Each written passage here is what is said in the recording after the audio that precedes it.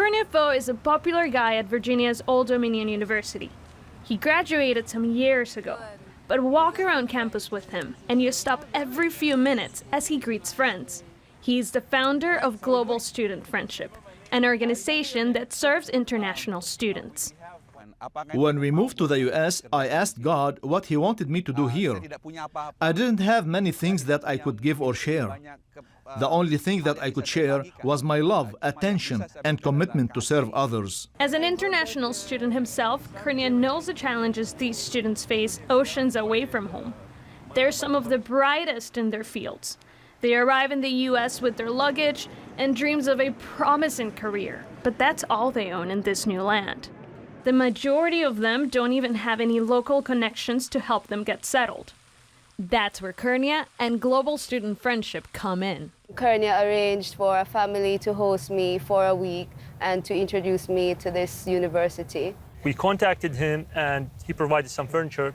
It's not about furniture, but at least you feel more like somebody's looking after you. They do everything, from providing furniture to calling utility companies.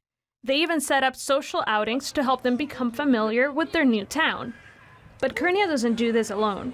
There's a whole community serving international students. We like to meet them at the airport, find out what their needs are, and we want them to come into our home, so we mobilize the Christian community to open their homes to welcome internationals in. Kathy and Rich Hardison, they love international students. They open their home to these students year-round. And now they're in the process of building the Global Friendship House to assist even more international students and their families. It is the Great Commission that Jesus gave us to reach the nations and disciple them. But we are the #1 place in the world where students want to come to study. The latest figures show the number of international students hit a record high last year with over 820,000 enrolled in colleges and universities. Most come from China, India, and South Korea. But there's also been a large increase in students from Iraq, Saudi Arabia, and Brazil. Altogether, they're contributing nearly $25 billion to the U.S. economy through tuition and living expenses alone. American universities overall have alumni in nearly every country and territory in the world, increasing the potential impact of each student's experience while in the U.S. Christian in Iran is minority. I didn't have opportunity to communicate with them and know more about their beliefs. So it was a very nice experience here, communicating with Christian people. And Kurnia is so nice to us. His work is beyond the lines of religion or any caste and creed.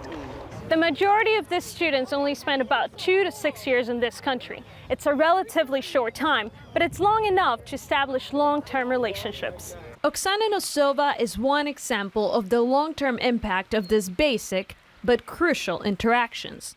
She lives in Russia now, but she comes to the U.S. during the summers to volunteer with international students.